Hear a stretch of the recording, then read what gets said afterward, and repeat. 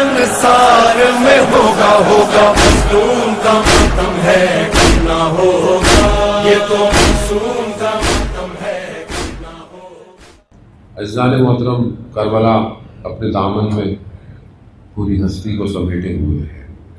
کربلا کو ہر سال بیان کرتے رہے، ہر سال کتابیں لکھتے رہے، ہر سال قلم چلتے رہے، مگر پھر بھی کربلا پرانی نہیں ہوتی۔ کربلا ہر سال تازہ ہو جاتی ہے، اور اس کی تازگی کی وجہ یہی ہے کہ وہ ہدف زمانے اور مکان پر محیط نہیں تھا، بلکہ وہ قیامت تک کے لیے معرکہ تھا جس کے لیے امام کربلا پہنچے۔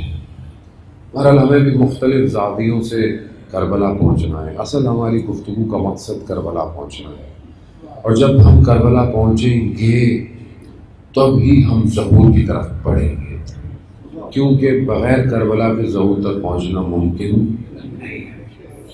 اس کی سب سے بڑی وجہ خود امام جب ظہور فرمائیں گے تو امام کعبہ کی دیوار کے ساتھ جب کھڑے ہوں گے تو امام جب اپنا تعارف کروائیں گے تو یہی کہیں گے اہل عالم میں حسین کا فرزند ہوں۔